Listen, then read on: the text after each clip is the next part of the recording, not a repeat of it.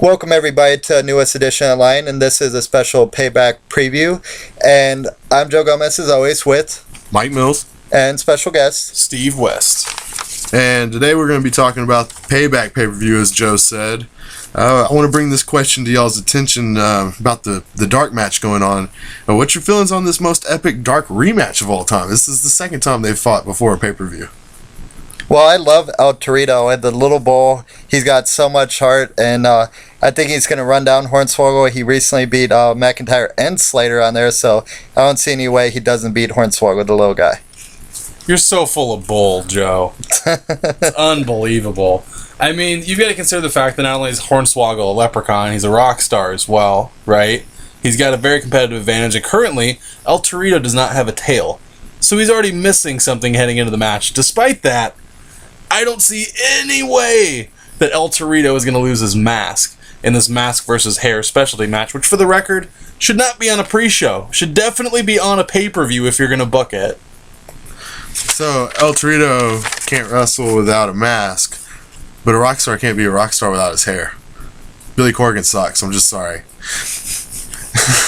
I mean, he's got to have his hair for that gimmick to work. I'm a strong supporter of Maynard James Keenan, however, he was definitely better off when he had his hair. So I'm going to lean towards your argument on that side. A bull can't be a bull without his horns, but a rock star cannot be a rock star without his locks. But it is a 3-man band, not a 3.5-man band. That's so they true. can boot him at any point. That is true. That's true.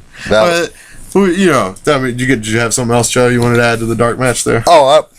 Nothing besides just saying El Torito, it shouldn't really be a mask versus hair match. It should be like a head versus hair match, because if they pulled off his tail and that's part of him, then wouldn't his mask, quote unquote, be his head too? So they'd really be killing El Torito if he lost. So I mean, you just got dark, Joe. You just got dark. I'm going to change the subject here. That's enough of that. Well, how about this one, guys? How about this one? Somebody wrote in. They said, "Will Big E get the big W, or will Rusev be putting Big E in his place?" Putin him in this place. Well, I think Rusev definitely wins because he's on the big streak here, and Big E really hasn't really done anything since losing the title. And Rusev crush.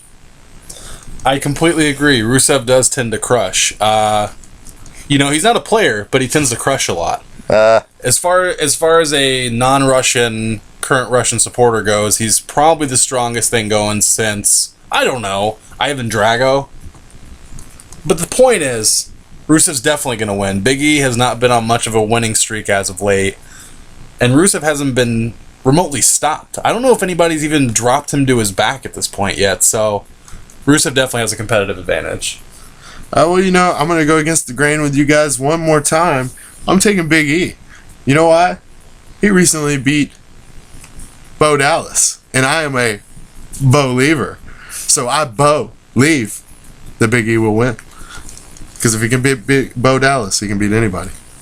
We shall see, but Rusev crush. That's all I have to say about it. And one of the other matches going on tonight, or tomorrow at the pay-per-view, they're going to have the women's title on the line. And what do y'all think? Do you think Paige will turn another win, or will Alicia Fox be too sly?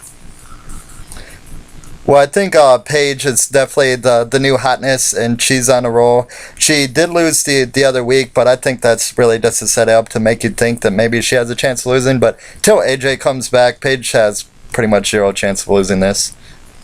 I've got to say that Alicia Fox has been on a pretty crazy streak as of late, and I don't mean crazy in terms of winning. I mean crazy in terms of just batshit crazy. I mean, it's just really one of those things where, despite her wrestling ability, her personality's taking over, and she's kind of losing control over the focus in the match itself. She's more concerned about the reaction than the competitive nature. So, like you said, I don't think Paige is going to get stopped anytime soon. She's on too good of a roll. I'm just going to jump in and once again go against you guys. Because apparently you guys know nothing about wrestling. Nothing. I'm going to go with the crazy chick. You know why? Because the crazy chick ain't nothing to mess with, just like Wu-Tang. And she did get to my violent wedgie. Yes. The most violent wedgie I've ever seen. It's almost an atomic wedgie. That was gross. Crazy girls ain't nothing to mess with. I'm going with the crazy girl every time, if it's a fight. So I know in the last couple of times that Alicia Fox has been featured on Raw, she has picked up the crown of Jerry Lawler. She has picked up the cowboy hat of JBL. And in both instances, doused herself in soda from the crowd. So I'm curious to see if, despite whether winning or losing, if she happens to approach Michael Cole and wear him as a hat, and then find something to douse herself with from the crowd. That's a good point. Speaking of kings, which is, that's a foreign substance, kings, we don't have those here in America. We never have, really. Do you think there's a WWE conspiracy to keep the U.S. title on foreigners? Will Cesaro finally seize the U.S. title, or will Sheamus shame us all for doubting him? Well, fella, I got Sheamus here retaining the title, if only because I see Cesaro going on to better things in the future. But Sheamus is he's on the roll with this belt, and I think they'll keep it on him. It's been too early. I think Sheamus picked up the title under really questionable circumstances in the first place. I definitely believe that Battle Royals are not the way to go to crown a champion these days, and that's how he happened to obtain it. In this case, I'm going to completely disagree with you. I'm going to say that Antonio Cesaro, the King of Swing, the Swiss Superman, will take down the Great White, and he's going to finally get some gold around his waist. That's I can see it going either way with this one. Cesaro's been winning a lot recently. I get that they would want to use him for something more than this, possibly, so I could see Sheamus pulling it out. He obviously is a fan favorite among small, white, redheaded kids. So they definitely need that money coming in. The ginger money is always forgotten, but it's there. But then money. We red also money. Have another title going to be on the line. You wore a red bandana. Anyway, raspberry beret. But we have another title on the line at Payback, and it's going to be the Intercontinental title. Can RVD see the brass ring through the purple haze, or is there a bad moon rising for RVD? Oh, well, yeah. RVD is definitely going to toke up for the win for sure. I mean, even with performance unenhancing drugs, I think he's going to get the win. Is that what you think, Joe? Yeah, that's definitely what I think. Are you referencing marijuana? Maybe. If that's really what you think, well, I'm afraid I've got some bad news. Oh, no. Mr. Barrett has been on quite a roll since obtaining his bad news influence. And even though he may not be topping a podium that happens to be 50 feet in the air very often anymore, he's still on top of a very large hill. And the fact is, Wade Barrett's not losing tonight, and he may not lose the rest of the year. Wow, the rest of the year, that's quite the prediction. I don't know if I'll go out on that limb, but I do agree with Steve. I think Barrett's going to walk away with the title still at hand. RVD, it's nice to see him back. He does still have it enough to be in the ring. I just don't see them putting a title on him anytime soon. But then we have another match. It's more of a grudge match, if you will. We got Cena in a last man standing match with Bray Wyatt, which is really Cena versus the Wyatt family, and the Nation are on Wyatt's side as well. Do you think Cena might have a chance to win back the Nation, Steve, or will he be left asking Wyatt? Well, in this case, I don't really see Cena having much of a chance. I mean, he has made somewhat of a camaraderie with the Usos as of late, but at the end of the day, this is the rubber match. Cena gained some momentum at Mania. Bray Wyatt happened to win a cage match with the help of a very young child. Nevertheless, Bray Wyatt has a very huge advantage in the fact that in a last man standing match, there's no disqualification. And the Wyatt has two very strong, very intimidating members of his family that I'm sure will be at ringside to assist him along the way. I think we're forgetting one fact here. Has anybody ever seen Cena lay down for more than 3 seconds? Because I definitely can't remember it. He is Super Cena. There's no way that anybody's going to get him to lay down for 10 seconds. I mean, last time people thought somebody would be pushed over him. Remember what happened to Damian Sandow? Oh, yeah, that's right. He does comedy gimmicks now. So hopefully the same thing doesn't happen to Wyatt here, but I really don't see any way that they're keeping him down for 10 seconds because he's John Cena. Well, we all know that you have a secret hidden camera at Cena's house, so we know you've seen him lay down for more than 10 seconds. But I really do think the Wyatts will take this one. I think Cena is more at the point of his career. He's letting people get over a little bit. Wyatt's still building his name, so he's not technically there yet, even though he's huge now. but he's cementing it with Cena, and I think he'll end up taking it. The Usos obviously are going to come in and try to help out. I don't see it being much of a help for him. It's going to be the Wyatts. Luke Harper's clothesline. Yeah. That's right. Hey, I say Us. You say and nobody here says oh. Oh, okay. Womp womp. Well, I will say that there might be an O in the Cena column tonight, but the W's coming to Wyatt. It starts off Wyatt. That's the first thing you see about Wyatt. I think a really interesting aspect of this is because of how long this feud has kind of built between Cena and Wyatt. What lays in store for them after the fact? Because, I mean, there has to be, after a three... It's kind of typical in wrestling when you have 3 big matches for a program. It's kind of over. You know, whoever wins the third, if there's been an even tally up to that point, you kind of go your separate ways. At this point, with so many questions about the heavyweight title, I kind of see Cena going back into that mix. I would love to see the Wyatt family get into a feud with the Shield.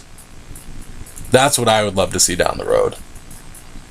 That would be very entertaining to see those two groups go at it. They're two of the new up-and-comers. It's definitely an interesting scenario you could have with those 3-on-3. It'd be different than the Orton, Batista, Triple H, because they can do more and they're still building their name, so you don't really know what to expect. Absolutely. So I could definitely see that. And we've had a little bit of a taste of the Wyatts against the Shield in the past, but we haven't really seen that come to a big fruition to this point, I don't think. And more so, the Shield hasn't beat the Wyatt family to this point, so it would be interesting. They do have a score to even, for sure. And speaking of the Shield, Joe, do you think the Shield will finally put an end to Evolution, or was Darwin right all along? Well, the Hounds of Justice will prevail. They have Evolution's number. I mean, they've been taking them down week after week, and I don't really see any difference here. I mean, the Animal and the Viper just, I don't think they pull it out.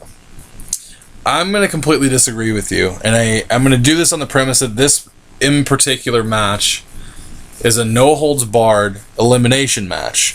So while the Shield is incredibly strong with numbers, at some point during this matchup, the odds are there's going to end up being a handicap in one capacity or another. Some member of the Shield, some member of Evolution is going to be gone and eliminated, and as the numbers whittle down, and you get into a scenario where you've got 3 former heavyweight champions, I believe 31 total world titles amongst Evolution, I don't see them in this more one-on-one type scenarios really losing to the team. Oh, well, yeah, I see, if that scenario plays out, I see Reigns being the last man, but I see him being able to definitely overcome the Evolution, because I think they're going to set up a storyline with Reigns versus Triple H in a singles match further down the line, maybe at SummerSlam. I could see that. Yeah, definitely. And Mike, just a quick question: are you a lemon or are you a rosebud? If I got sweet tea, I'm a lemon. Because it makes it taste good. Well, that was the we've went over pretty much all the matches of the show. We've gotten some predictions out of each other. What I want to know from you two guys is, what you gonna do about your bold prediction for Payback? Well, my bold prediction is probably not going to happen, but I'd love to see it happen. Daniel Bryan says he's only going to give the belt over to one man, and CM Punk shows up.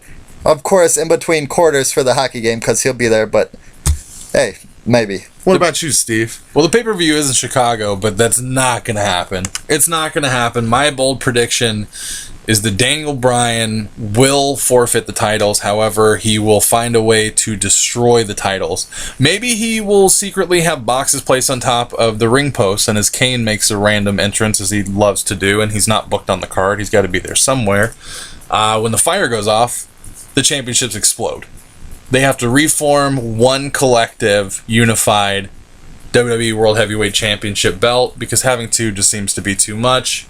But it is what it is. My bold prediction, real quick, is that Kobe Bryant shows up and gives Vince some money, because Vince just lost a lot of money, and Kobe finally gets his 6th title.